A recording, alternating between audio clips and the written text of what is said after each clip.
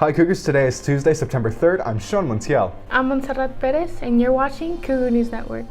Student ID enforcement. Find out the consequences students could face for not wearing their IDs on campus. A brand new home. See where you can find Student Council now that it's moved locations.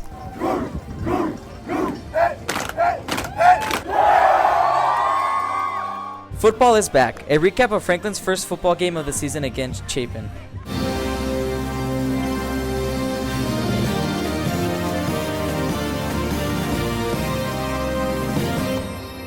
Students and staff are required to wear IDs while on campus grounds. Reporter Paul Gomez shows us what the policy looks like and the consequences for not wearing an ID. Franklin strives for student safety with its ID policy. Cougars once again return to the school year wearing IDs all around campus. The administration aims to enforce the wearing of IDs at Franklin more often due to safety concerns. Every student needs to wear one at all times while on campus. Assistant Principal Juan Estrada expresses the importance of wearing IDs and the purposes for the ID policy. IDs are strictly a safety issue.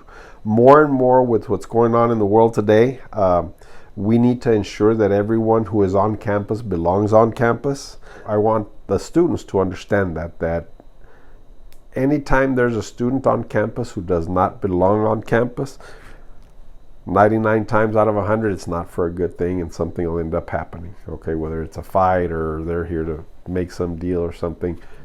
So it's primarily for school safety, for the student and staff safety. Last year, there was an issue with students not wearing their IDs on campus. Mr. Estrada reveals how the administration will be enforcing their policy this year. We will start having lunch detention and other discipline measures for students that do not want to comply.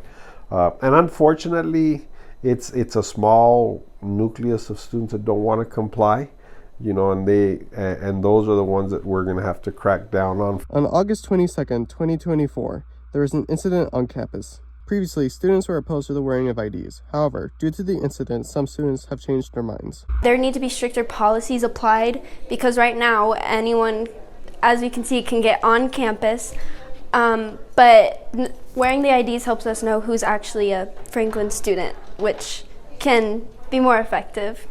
Junior Ender Franker describes how his original opinions have changed about the policy. I was kind of annoyed with the whole ID situation. I thought it was kind of stupid and annoying to have to put on my ID since students would just take them off anyway. I kind of changed my mind a little bit since it was really easy to get on campus and cause something like an incident to happen. Students are able to obtain IDs before and after school or during lunch, with the cost of replacing an ID being $5. Students can get IDs at Cougar Central near the front office.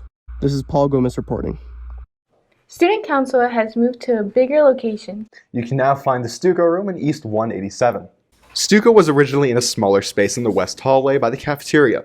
Now Stuco has a much larger space to work on projects for the school. The organization hopes to grow now that there's more space to work with. That is our number one goal this year, is really growing the population of Student Council. We've been focusing a lot on admin and teachers and kind of the campus itself. But this year our goal is really that student impact. And so we really wanted to create a fun and open room that's very big, a lot of fun activities to do with inside of it, so that people feel a more welcoming space. Stuco members say the space was much needed and now allows them to work on smaller projects in addition to bigger projects like putting up more informational posters around the school.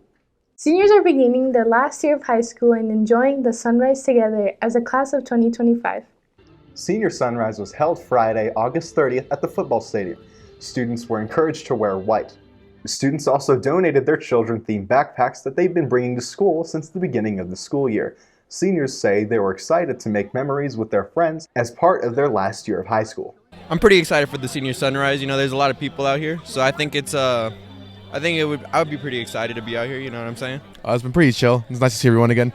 It's fun to take pictures. It's been on my mind all week, so I'm actually really happy to be here. Students were able to earn up to 3 service hours for donating new school supplies. This year's homecoming theme has been announced. Once Upon a HoCo Week is happening the week of October 14th, the week after we return from fall break.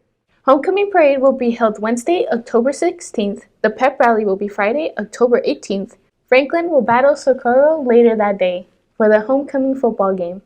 And the homecoming dance will be the next day, Saturday, October 19th. It's not too early to start ordering your homecoming mums and garters. Franklin's PTSA is already working on creating mums and garters at Magnet Room 122. They're getting a jump on working on orders since homecoming is happening a different week than it usually takes place. We're starting early because of the break we have right before homecoming season. We're going to have that 2-week break, so we want to make sure everything's ready before we start the hecticness of homecoming week.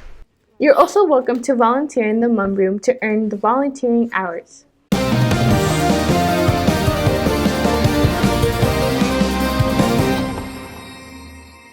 Hey Cougars, I'm Marco Cervantes. Welcome to our first Sportscast of the year. We begin with a recap of Franklin's first football game of the season. What a way to start the season, as varsity football heads into the season opener, hoping Chapin, ready to start the season undefeated despite the weather conditions on Friday postponing the game. Having to wake up Saturday morning, the fans were ready for the Cougars to put on a performance, and man did they come out swinging.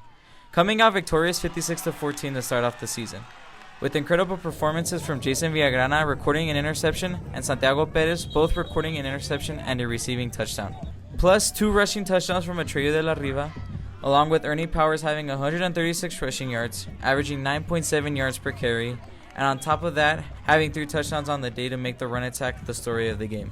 I felt that I did pretty good. That I scored a lot of touchdowns. I feel like our team really communicated well, and we all played all around good. We were also able to interview Lucas Garza, and he told us what this game meant for him and for future games to make sure that this team is successful. I think as a team we did pretty well. We executed the game plan very smoothly, and both sides of the ball, offense and defense, put up enough points, and defense just shut them out completely. And I feel like I did pretty good myself, being able to score enough points on offense, keep the game going the way we wanted to. On Wednesday, August 21st, fans filled the stadium for the Rally of the Cougars. The Franklin community gathered at Cougar Stadium and were able to meet the 2024-2025 varsity football team, along with the cheerleading squad that will be there supporting them along the way. They were also joined by other local football and cheerleading teams. This event was hosted by the Franklin Booster Club, which helped set up most of the event for a night full of fun and excitement. With the new school year comes the beginning of a new volleyball season. Varsity started off hot, winning 7 out of their first 10 games, also placing second in the new Braunfels Fraulein Volley Fest, which took place in New Braunfels, Texas. After the road trip, volleyball came back to opening night, where they faced the El Paso High Tigers and looked to win their first game at home. Fans packed the gym and looked forward to watching this matchup. After a hard-fought battle, Franklin came out on top, winning 3-1, with top performances being Victoria Bailey with 17 kills and 10 digs, Jocelyn Ornelas with 12 kills, 12 digs, and 3 aces, Iriana Carrasco with 31 assists, and Madison Montes with 29 assists.